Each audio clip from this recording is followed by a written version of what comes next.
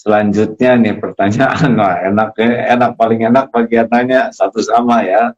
Saya waktu di Batam, Ustadz habis-habisan nanya saya nggak bisa berkelit. Sekarang Ustadz harus jawab ya, janji. Terima kasih. Lalu Ustadz, nih, ini kan antara keyakinan, ada Jabariyah, ada Qadariyah, ada Ahlus Sunnah wal Jamaah. Sekarang ini bisa kelihatan nggak yang berpaham Jabariyah atau mereka semau-maunya saja pindah-pindah keyakinan ini? Yang selama ini mengaku Ahlus Sunnah, mulutnya berkata Ahlus Sunnah, justru sekarang bisa kelihatan dia Jabariyah. Artinya tidak ada, ya udah terserah aja lah, mau mati matilah. Kalau Ahlus Sunnah tidak begitu. Ahlus Sunnah, Allah kasih kita ikhtiar, Allah kasih kita al-kasbu, ada usaha. Kalau Qadariyah ekstrim, dia berkata tidak ada takdir. Tapi saya sampai hari ini masih ada ikhtiar usaha. Andai terjadi juga, disitulah kita baru bisa berkata, dari mulut kita berkata qadarullah, ini sudah takdir Allah SWT. Tapi bahwa hari ini kita mendengar Majelis Ulama mengajarkan kita, Kementerian Agama untuk menggulung karpet, kemudian Majelis Ulama mengajak menutup, bahkan tadi saya baca berita Sekjen MUI mengajak pemerintah untuk lockdown. Itu salah satu dari usaha, salah satu dari ikhtiar, salah satu dari al-kasbu, menunjukkan kita Ahlus Sunnah wal Jamaah, kita berpegang pada sunnah, kita bukan kelompok Ahlul Bid'ah.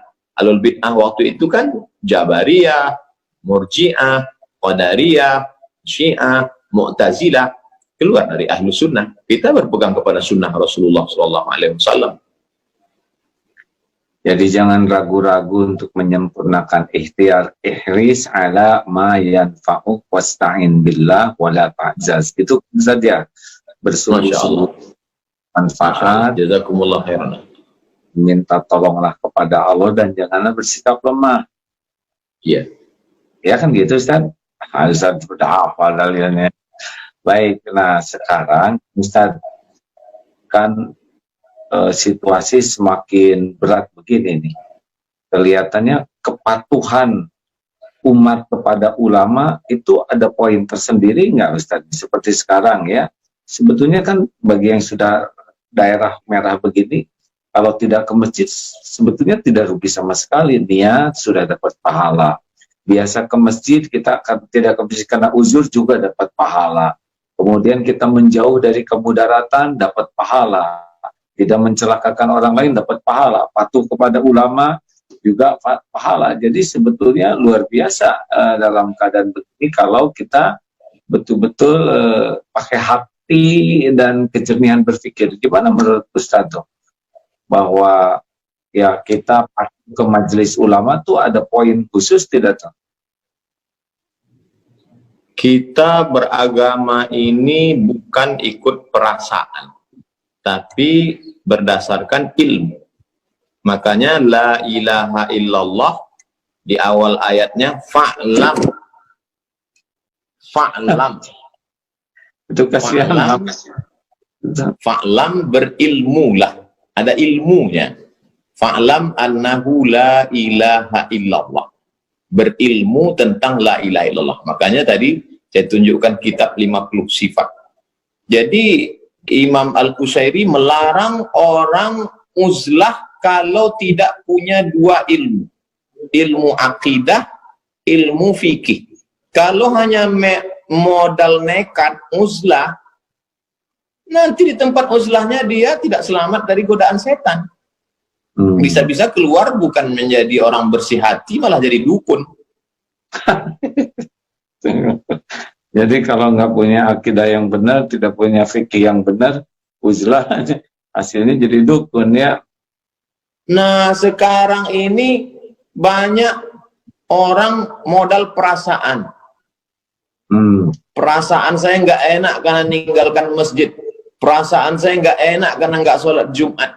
Loh, kalau cuman modal perasaan, itu orang yang biasa wudhu pakai air, disuruh tayamum, itu perasaannya sholatnya nggak sah.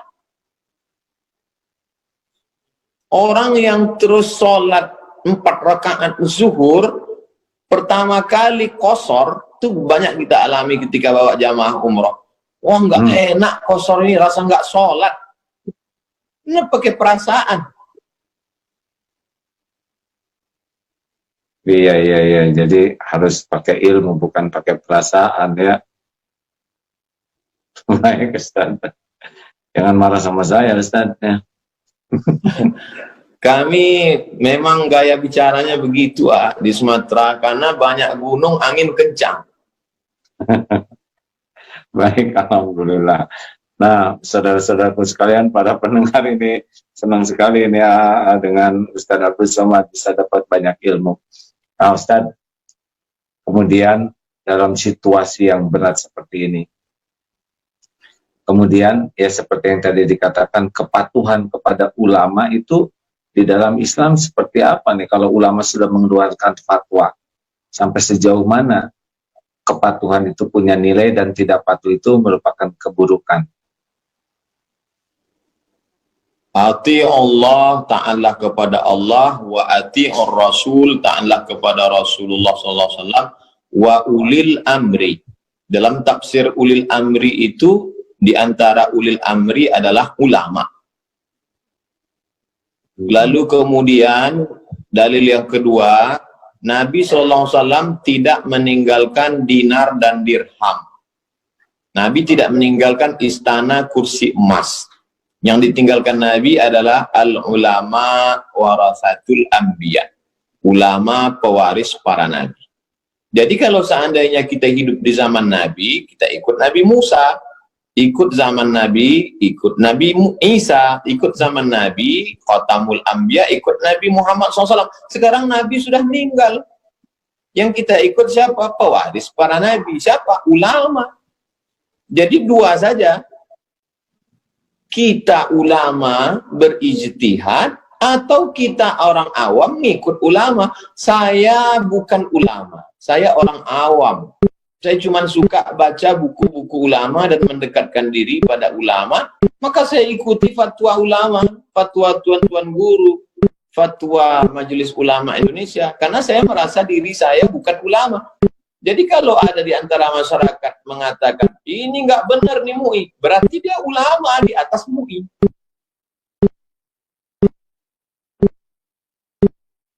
Jadi wajib gitu ya, Ustaz. Kalau memang fatwa itu sudah disampaikan, kita umat mematuhinya. Saya mau ke Bandung ketemu Kiai Haji Abdullah Gimnastiar, maka saya percayakan hidup mati keselamatan saya pada pilot pesawat. Pokoknya kata pilot, pakai seat belt, pakai. Tutup jendela, dibuka, buka. Matikan handphone, matikan. Saya nggak ngeyel maju ke depan, saya tanya, kalau handphone saya hidup, kira-kira apanya yang rusak?